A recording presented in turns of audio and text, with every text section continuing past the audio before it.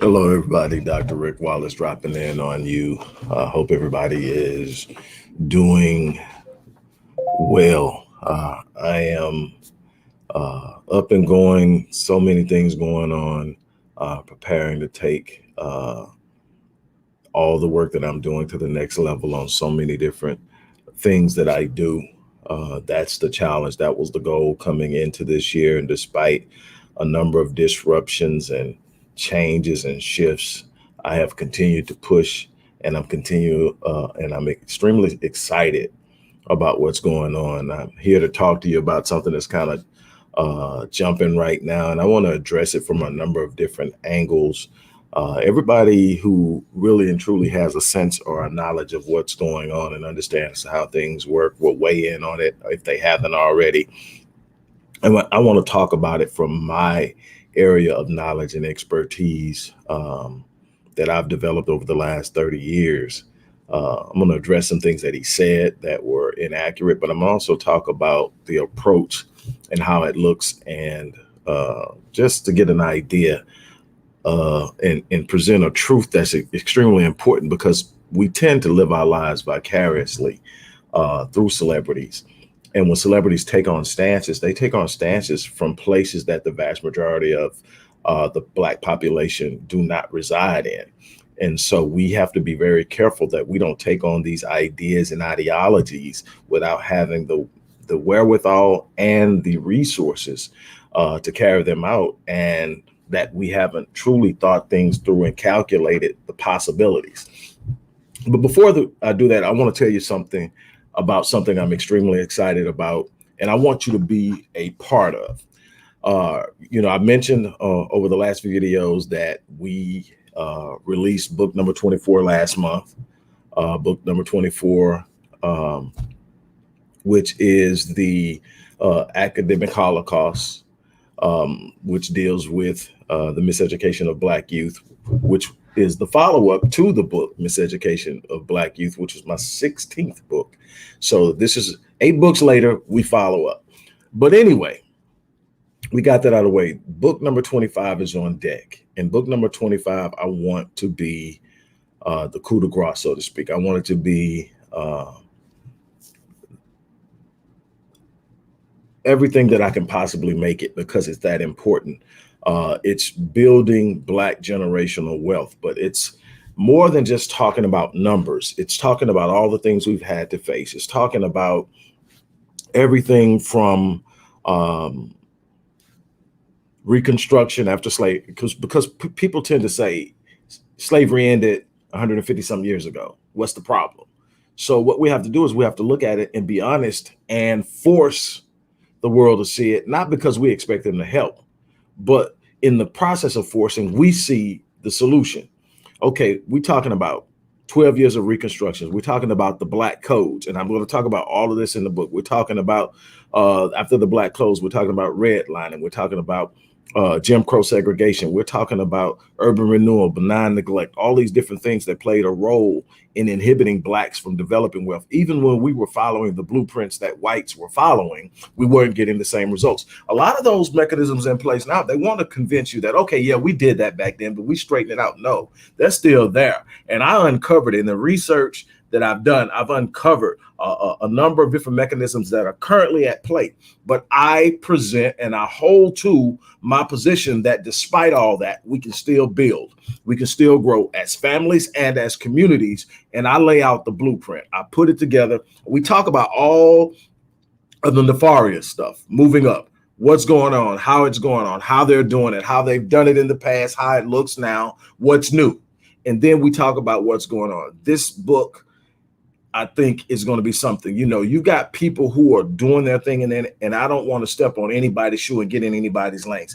There are experts in finance that are talking specifically finance. My area of expertise isn't simply talking about finance. My area of expertise is the totality of psychology of success.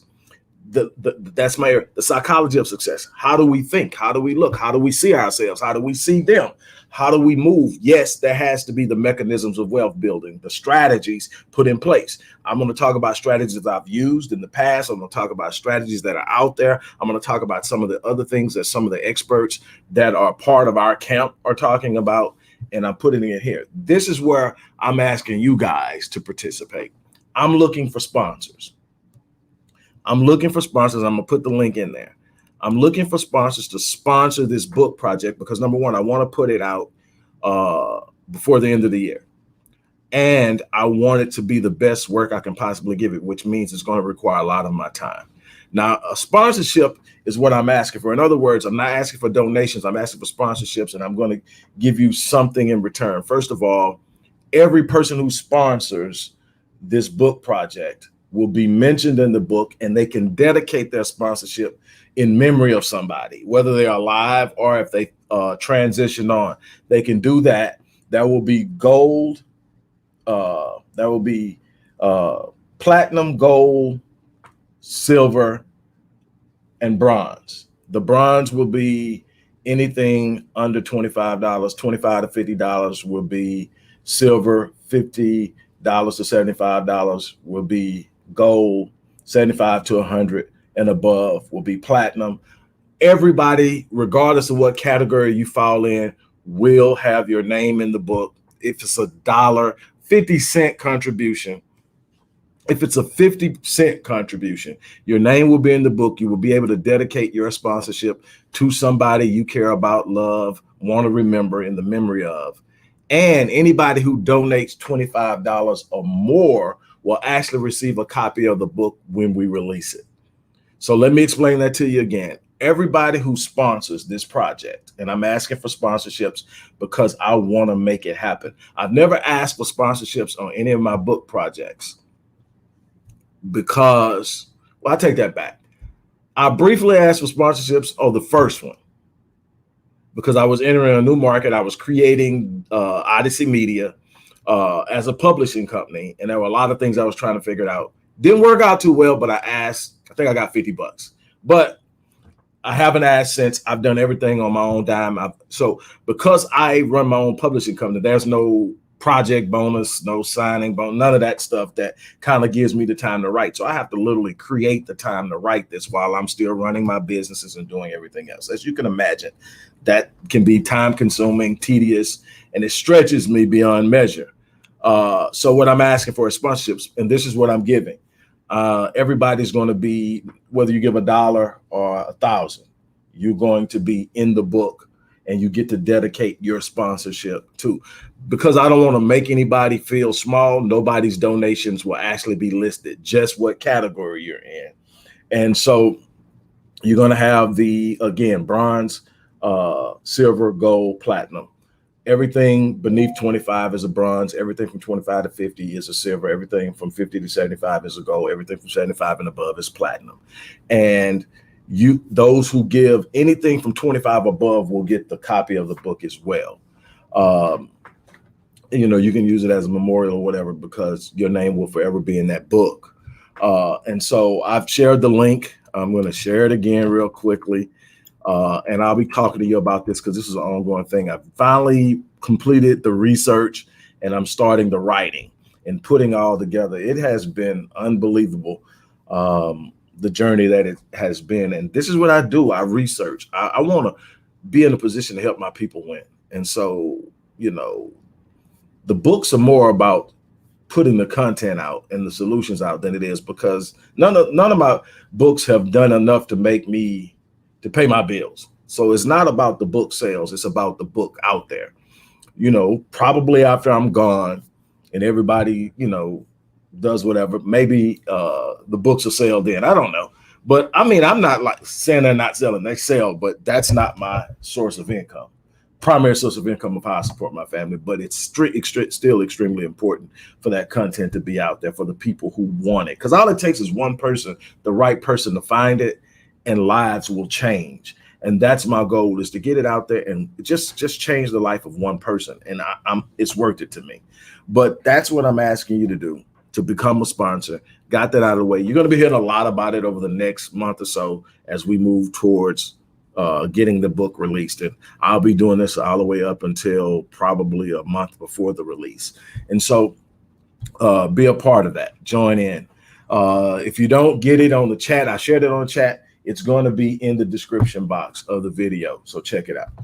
Now, on to Nick Cannon. There are so many different elements to address here. I don't want to get ahead of myself. I'm going to address the easy thing first. Nick Cannon, as you know, has, I think, 7 children by, I think, 4 different women. And there are a lot of people, calling them out on it. It's non-conventional, it's non-traditional. And on the surface, it appears to be irresponsible. And his response to it was marriage is a Eurocentric concept, and that monogamy is archaic. That, I think the way that he put it was, the dopamine rush that you get during sex diminishes over time when it's with the same person. And there's so many components and elements missed there, but that's his way of thinking. It's all about the dopamine rush and the high he gets from procreating and all of that. And he's, sowing his seeds, being fruitful, multiplying, all that stuff. And so let's look at it, unpack it. First and foremost, marriage is not a Eurocentric concept. Maybe the ways we look at it, because we apply so much religion to it, and that in the Western in the Western society, marriage is heavily associated with Christianity. We get the idea that it's Eurocentric in nature. Actually, we can go all the way back probably to 2,500 and beyond and find documented evidence of marriage, one-on-one, man-on-man marriage, not just polygamy, man-on-man, one-on-one marriage, as far back as 2,500, something like that. And this is in Mesopotamia. Mesopotamia, for those who don't know, it would be modern day Middle East, Iraq, Iran, Turkey, Afghanistan, all that. So definitely not Europe. And you got to understand, with the Middle East being so closely related to Africa, and there have been a constant crossing of the water space there, that it's more likely that there were other marriages in that. We also know that in the Nile civilization, people were joined together in marriage, not in traditional marriage as we see it now, but marriages were respected. So we can take that back maybe 5,000 years. So the idea that marriage in and of itself is a Eurocentric idea is not legitimate. It's not valid. Now, the way that we've created marriage, the way we've made marriage, a lot of that has a lot of European and Westernized influences in it. And most of us don't understand it. The truth of the matter is, most of us romanticize marriage, first and foremost. It's about the ooh-ah of marriage. And that's the thing where he's in the ooh-ah phases. He's in the I want the goo-goo ooh-ooh feeling. And he's forgetting and losing the idea of the responsibility that grows out of the connectivity of bonding. And I wrote about this in book number 23, Merging Souls, and where we talk about the spiritual connectivity and bonding that takes place when masculine energy and feminine energy come together to create a synergistic force that allows two people to do things exceptional and extraordinarily beyond what either individual could have done on their own. No matter how exceptional you are as an individual, you can be more powerful united as a couple when you have the same mindset, when you're talking about building together, when you're talking about merging your energy and becoming a force. It's simply the way the universe works. Okay, so that's a part that he's talking about. The whole romanticized idea of marriage is, I'm going to fall in love and I'm going to ooh-ah, and we're just going to be so romantic and going to get wine and dine. I'm going to do some wine and dine. And we lose the fact that there are responsibilities and natural things that should be taking place And as soon as the honeymoon is over and the romance seems to be dying, which is kind of what he's talking about. I guess that's what happened with him and Mariah. And I don't want to speculate, but I'm guessing, and I'm not going to establish and say that's what happened. That will be speculated. I'm just saying it's probably, or it could be a part of it, because that was the marriage. He was married to her, and then it kind of went out, and there were all kind of speculations about why. But the oldest two children are by, I think, Mariah Carey, if I'm correct. And they were twins. Okay, so that's that part of it. So if you're looking for that ooh-ah feeling all the time, there are ways to create that. There are ways to create that ooh-ah feeling and keep the fire burning. But marriage, you got to understand, romance didn't enter into marriage until it became a European force in roughly the 13th century is when you start talking about romance, falling in love. Before that, marriage was simply a manner and a mechanism of executing, carrying out filial responsibilities and filial and family values and principles. And so a family with like values has with another family has a son, and they have a daughter, and their daughter and son gonna get married because the families have values that are akin. And they're going to come together, and they're going to build together, and they're going to execute the value and the projection out of these families' values into generations by taking the value system with them. It's so much more than just a feeling. Marriage is not just about how you make me feel.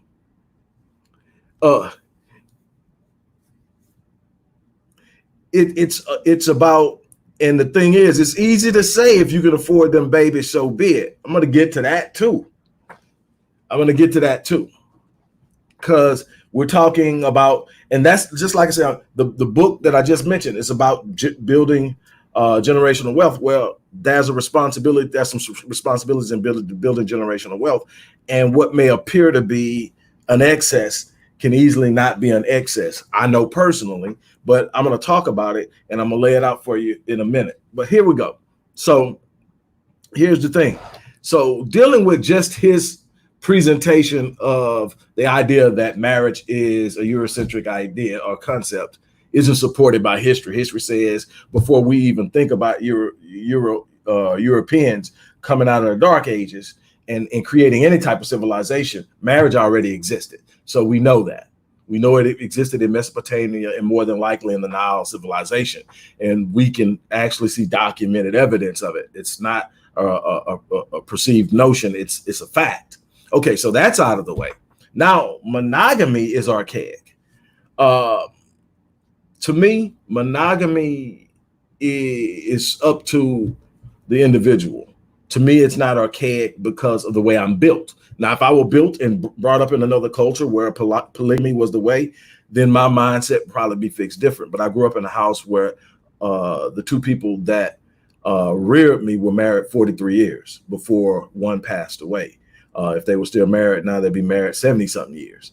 And so that's where I got my idea of connectivity. But now that who I am, I can tell you that even if the opportunity presents itself, I wouldn't move into the realm of polygamy because I like the idea of giving myself to one thing wholeheartedly.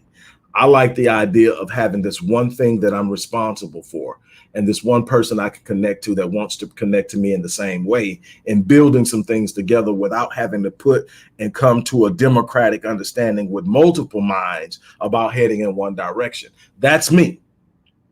So the idea that it's archaic is all dependent upon the person. But the idea of marriage, that's been there. That's not something new. That's not Eurocentric. It's not what that has been there for a while. And it has way more purpose than romance and sex. And so you have to understand the whole dynamic. That's why so many marriages fail, is faulty expectations. You have to understand what you're going into the marriage to do outside of sleep with somebody and make babies.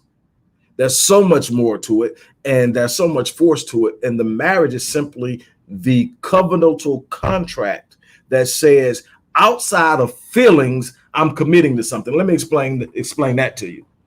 When you go into marriage and you don't see the covenantal influences of marriage, meaning that it's contractual, then you tend to move on your feelings. Most people are in and out of marriages based on feeling. Oh my God, she makes me feel this way. Oh my God, he makes me feel that way. And what happens is when the feelings are gone, it's easy to sit up and say, man, I don't feel it anymore. And now they've made it real easy for the last, almost 50 years with irreconcilable differences. All I have to do is say we're having irreconcilable differences. I don't have to produce any other evidence that the marriage should be dissolved outside. We just ain't on the same page any longer. Well, there's nothing to make you work on getting on the same page because it's so easy to walk away from. No covenantal, true contractual idea. The contractual part of it says, look, I'm in this thing not based on feelings. I'm in this thing because I see a person that I can connect with that has a like mind, that wants to build the same thing I want to build, go in the same direction I want to go in, raise another generation to do the same. And what you have to understand is it's an organized business process through which you get to connect physically and you get to share emotionally, but the responsibilities run so much deeper than that. And if you don't understand the covenant, if you don't understand the contract, you will have situations where you're ready. I'm telling you, I tell people all the time, I act in my marriage based on my contract, not my emotions. And people are like, what do you mean? There are times I'm not feeling my wife. There's never a time I'm not loving her or disliking or hating her, but that time I'm looking at her, I'm going, here she comes, here she comes. It's just that thing. Two people are never going to be on the same page 100% of the time. A man and a woman think differently, move differently, feel differently. So there are going to be times where it's just not jiving. I don't act based on that. I act based on the fact that I made a contract that I was going to do X, Y, Z. My wife will tell you, actually, the times that I'm upset with her is the time she gets treated the best. If I take out your stuff to the car every time you leave, when I'm mad at you, I'm going to take that out and I'm going to hug you. I'm going to give you a kiss. No matter what, I'm sleeping in the bed. We're not going to be separated. We're not going to act out our anger. We're going to work through it. I am going to be the leader because I promised I would. So when everybody else is acting up, I got to have my head. I don't get to throw tantrums because everything else. I've got to be the one to be calm and say, okay, it's getting kind of crazy around here. I don't get to walk with my ego on my sleeve because my ego can be bruised when somebody says something or does something. Not just the wife, but it's other people in the house. So I treat my wife based on the covenant, and she treats me based on the covenant because I can get on her nerves at times. But I'm never disrespected. I mean, never disrespected. I'm never mishandled. And it's because, here's the thing, the more you honor the contract or the covenant, the more bonded you become, the more trust you develop, the more you move into it, and the less offended you are when somebody's not on their A game. But you got to build that. You got to build that. You get mad and all of a sudden you can't act on your feelings because your feelings will have you moving up and down all around all the time. You got to act on a commitment. You got to be willing to sit up and say, you know what, this is where we're at right now. We'll get through it. I am committed. It's the distance you're willing to go. It's that simple. Anything in life, not just marriage, anything that you're saying you want to accomplish, you're going to have to be willing to go the distance. You're going to have to be willing to push through difficult moments. You're going to have to be willing to break. So that's that part of it. Now, here's the other thing. A lot of people are sitting up and saying, well, as long as he's got the money, I don't see anything wrong with it. Here's the problem with that. Parenting is not just about money. Now, what I do understand is that he's building a compound and he's going to have all of them on the same property, probably not in the same building. Each one is going to have their own house. He's building a compound. Okay. So that means he's going to be in close proximity to all these children. Now, I'm assuming to a certain extent, because I doubt very seriously Mariah Carey is going to be living on that compound. So you're going to have at least two kids that are not going to be there on a regular basis. Okay. So now let's get into the parenting part of it. Yes, a man is supposed to be a provider, but before he's a provider, he's a protector. He's also going to be the primary source of his children's identity, especially the boys, but also the girls. The girls are going to get their first taste of what it's like to be loved by a man, to be told they're beautiful. And outside, because mom says it, that's not the same. Trust me. When mom says you're beautiful for a little girl, it's not the same as when dad says it. There's something. And I mean, long before they can understand any of the energy they're getting, they feel it and they respond to it. So there's all these other things. But when you talk about being a father, presence is important. So he seems like he's handling that. So you got presence and you've got to parent. You got to be present. You got to teach. You got to love. You got to guide. You got to do all those things outside of being financially able and financially capable to put in. Now, here's the thing. Nick making money, you know, the Wild and Out brand, in which I think he's back in now with Viacom, and they worked that thing out, and he's back there. He's making money, and he's growing. His assets and his net worth is growing, from what I understand, from what I was able to jump out and look at real quickly. I don't know the inner workings. I don't know about any unknowns. I just know about what I was able to see real quickly. Here's the thing, though. There's a difference between building wealth from an income source and having an independent wealth source, meaning that you've taken your money and you've invested in things that allow you to sit up and do things. And what makes me wonder where that is if Nick was truly completely, this is not taking jabs at the brother. I like the brother, and all of us have issues. So this isn't me taking a jab, and I want to be careful, because when I take a jab at somebody, I'm going to let you know I'm jabbing at them. I'm not jabbing, but I'm talking about some things. When Nick first stepped out and said what he said that got him in that trouble with the Jewish community, he first doubled down and then immediately started to apologize multiple times because he ended up losing what he created because he didn't have brand control. He didn't have ownership of his likeness or the name of the of Wild and Out. All that's owned by Viacom. I believe it's Viacom. So what that tells me is that he had some sentimental connection to it, but also that was his livelihood. That's where the vast majority of his money is coming from. When you're independently wealthy, you can double down and leverage your independent wealth to make your presence felt. So what that tells me is if I've got 7 kids and they're living at the level of my lifestyle because they're all around me, I'm taking what is the average $250,000 over the course of 18 years to raise a child. And I'm probably, going what, $1 million, $2 million, maybe even $3 million per kid. So 7 times that, well, some of these kids are already, a little bit older. So kind of go maybe 5 times that. You're still looking at 20 something, 30 something, just raising the kid. That's if no disruptions come or whatever. But what that puts him at is in a situation where you definitely cannot have any disruptions with your brand and with your with the media company, Viacom. And Wild and Out still has to be hot 5-10 years from now, or you will have to have created something else. Independent wealth says, I'm invested in this, I'm invested in this, I'm invested in this, I'm invested in this.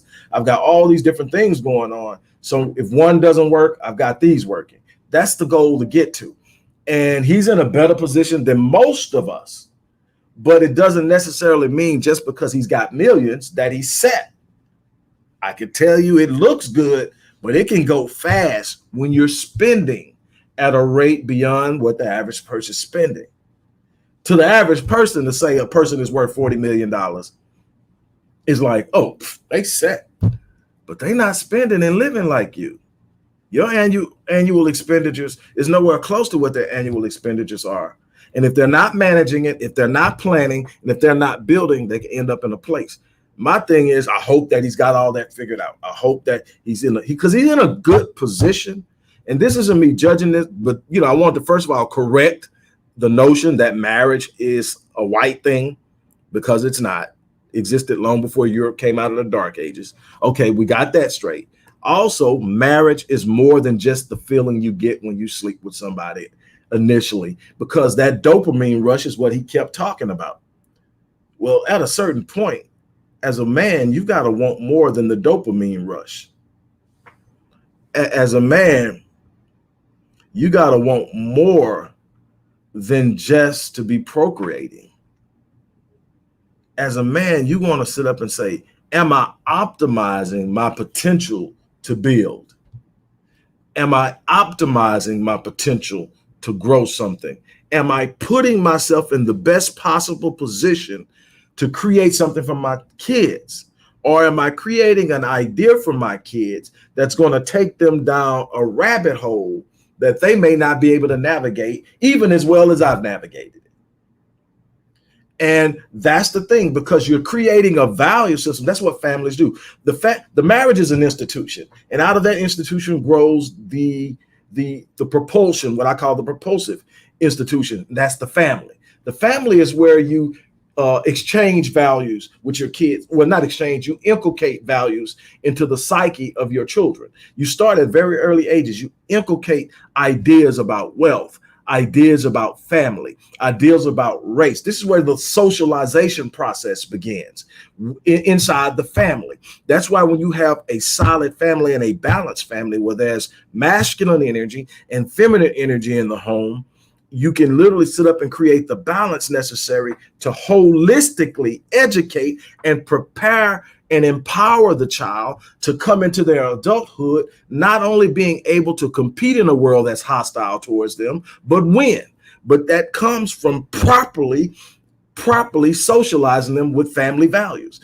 Everybody's family has a certain set of values. You perpetuate those values by creating a family through which those values can be inculcated into the psyche of your progeny. So it's so much more than sex. And I talk about this in Merging Souls. It's so much more than sex. It's about a responsibility. Marriage is simply the way to execute and carry out something greater. The whole idea in this world is to leave a legacy, right? Well, you leave your legacy in a number of different ways. You leave a legacy through an inheritance financially. You leave a legacy through an inheritance by the manner in which you impress upon your children a sense of identity and purpose. You leave a legacy by what you have taught, what you have done, what you have touched, what you have held, what you have healed, and what you hold. What you have to be able to understand is boys have to grow up. I want my daughter in the hands of a man when she walks out of my house. Not a boy that's still sowing oats and not sure of where he's headed, because that's disruptive to her. And the thing is, now what happens with all that, I don't know. I'm not against polygamy. It's not my thing. I'm a monogamous person to the core. And it's just the way I am. Nobody has to tell me to do it. Nobody has to set me up to do it. Nobody has to give me any incentives to do it. I'm just like that. I'm just, I'm just like that. Now, there were times when I wasn't with someone, I was a damn fool. Between that, it wasn't until my divorce in 2000 that I actually slowed down, because it was like one monogamous relationship. I was serial monogamous because I wanted to be married, but I wasn't taking time to learn who I was and what I needed and what I wanted in a woman. So it was just attraction drawing me. So I understand this, but I had to learn it a lot quicker than he's learned. I think Nick's close to 40 if he's not 40 yet. Okay, so I'm sitting here and I'm getting that. But every time I break up in a monogamous relationship, until the next monogamous relationship came along, I was a damn fool. And a lot of that, it took years to heal. So when I finally sit down after 2000 and said, I need to really determine what type of woman I want. And when I determined what type of woman I want, I determined I needed to be a better man in order to have that woman. So I started to work on me. So that after that time, it's not about jumping in and out of relationships anymore. It's about spending some time with me. It's about growing. It's about getting some other men who are older than me to challenge me, to grow me, to show me a lot of things about manhood that I still need to learn, so that when this woman that I said I have to have comes along, I'm ready. I'm ready to go hard, all in, and be committed. There's so much more to this than just betting a woman. and getting that dopamine rush. And like I said, if you really want to talk about it, there are ways to keep that dopamine rush going. The beautiful thing about the mind is there are no limitations to it. You can take your places to places of ecstasy that you've never imagined before, and you can do it differently every night with the same person. Let me say that again. If you are having issues where you are constantly running into things where you can't get the same dopamine rush or pleasure, the pleasure center of the brain is not being totally tantalated, then it's because you're not accessing your mind and you're not using your creativity and you're not taking your imagine and creating new realities and new possibilities and all these other things and viewing. I can view my wife differently every day. I find something different about her I love every day. I find something that turns me on about my wife every day. It's so much beyond the physical side of things that I could do this forever, you know. And so if there's ever going to be a problem, and say, I'm not one of them people that's in fantasy land saying nothing can ever go wrong. Things can go wrong anytime, and I'll deal with it when it comes. I'm not a folder, so whatever happens in my life, I'm ready for it. But what I can tell you is, it won't be because of lack of effort. It won't be because of lack of commitment. It won't be because I haven't put my all in it. So if it does happen, I won't have any work. I won't have any regrets. I'm coming 100 every day. So I'm not going to sit up and do that. And right now, I know she's coming 100 every day. So whatever happens in the future happens in the future. But for now, you live as if it's all in. Not planning for failure, planning for prosperity. Planning to build. And the more you build, the more invested in it you are, the less you are to walk away from it. You're talking about bonding in multiple ways. Not to mention, every time you bed somebody differently, you're creating soul ties, and everybody don't have the best spirit. Man, you know, it took me a while to break some of them soul ties, man. I mean, just darkness. And you're like, where in the hell is that coming from? You can't bed everybody. Look, there's a lot that can be said about this, but at the end of the day, we have to have a building mindset. And again, I haven't talked to Nick. I don't know what Nick's total idea and concept and philosophy is, and what's going to happen once he builds this compound and how these women are going to respond to that compound. I just know what I heard him say. Lovely, breaking a soul tie is a spiritual process of healing from within. It's literally purging yourself of memories, purging yourself of the energy, releasing the energy. In the same way you release any other negative energy, you got to break that tie. You got to do it. It's a process. And depending on how connected it was and how intertwined it was, it can be hard. It's a process. And then when you got so many, you know, I went through a huge cathartic process where I literally purged myself from it all. I wanted to purge myself from it all. So I literally cleaned inside. Spiritually, I purged. And it took probably about 2 years of just constantly staying away. I literally stayed away from women for actually longer than that. But I purged because I didn't want to take that negative energy to the woman I was going to spend the rest of my life with. And I had to get out of the mindset that in order to be whole, I needed to be in bed with a woman. I had to deal with my issues. And the beautiful thing about that is as you deal with your issues, you start to get rid of some of that stuff. Absolutely, Ronald. Teach on that. Ronald says purifying the soul and the spirit. Absolutely, exactly what I'm talking about.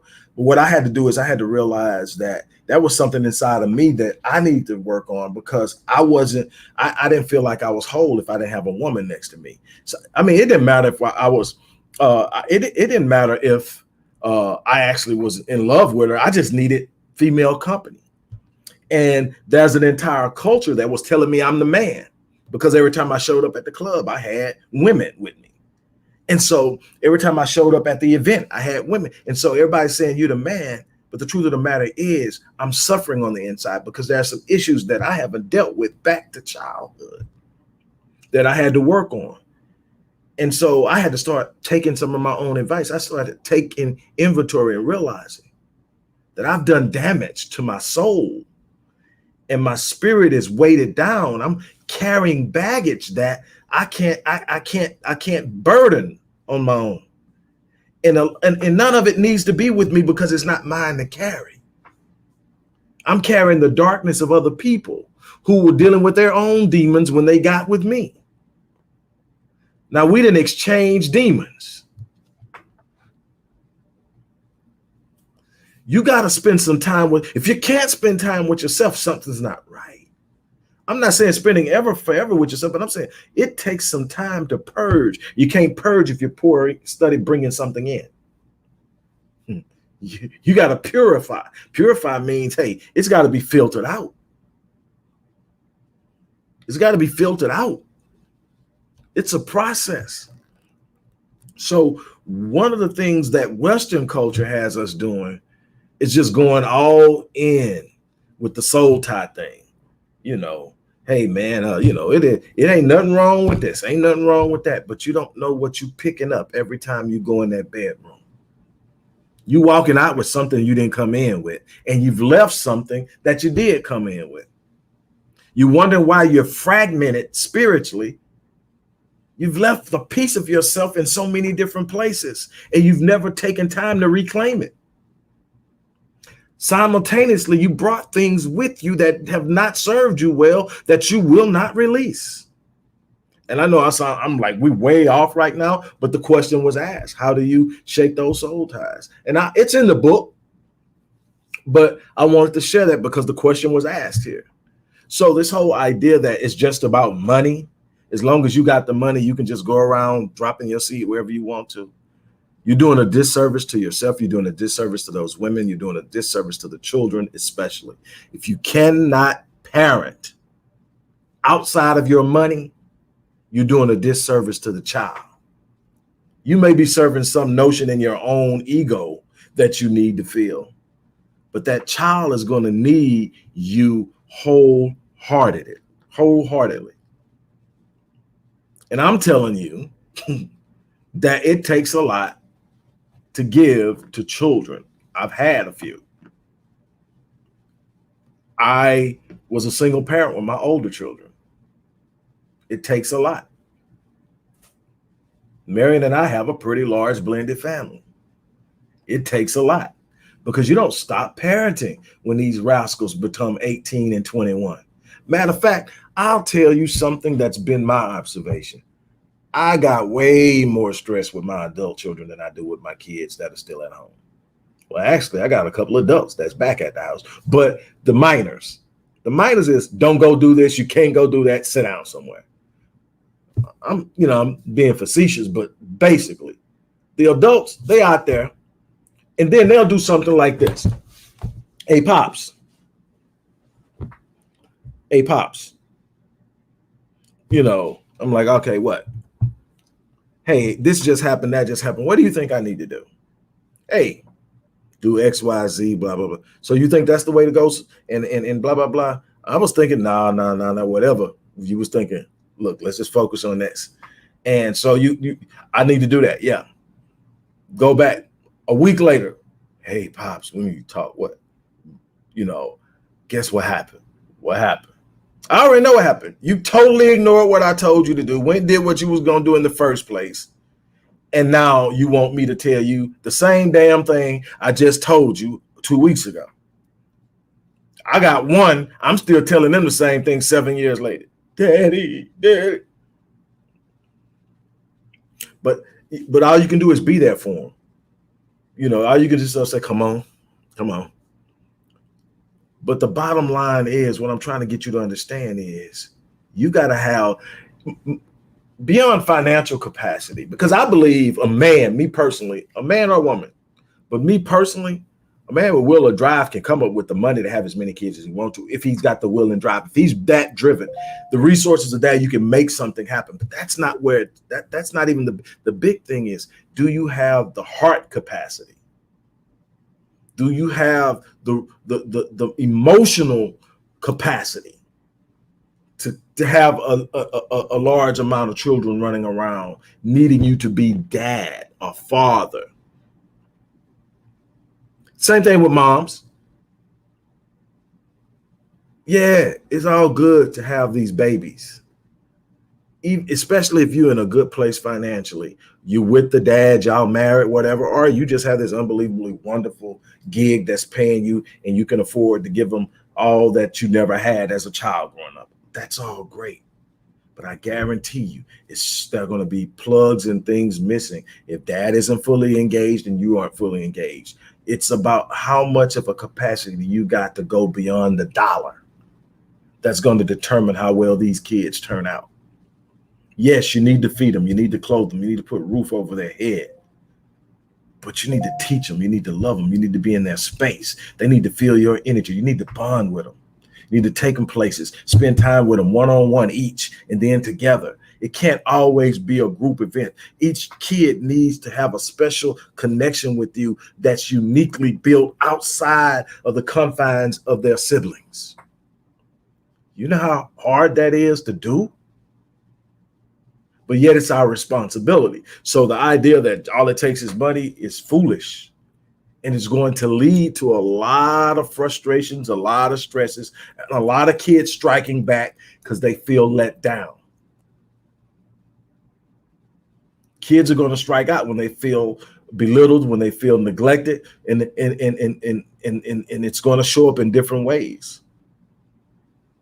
And as a parent of a bunch of adults, you got to be able to put your ego aside, because sometimes they're going to come to you and you're going to say, how are you blaming me for that? But I can't parent you if I'm in my feelings because I feel like you crazy because you coming at me for something you did, and that you're an adult now. It's time for you to take responsibility. But I can't parent you that way. The only way I can parent you that way is say, hey, go deal with it. I'm done.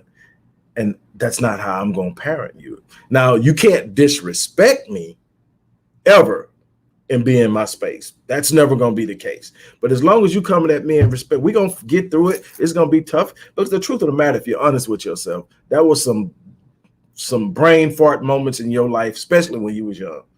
Some of the stuff we did when we were in our 20s, I look back now and go like, man, I'm still here. It's just dumb.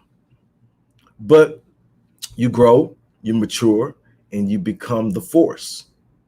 And as a man, you become the force in the lives of many people.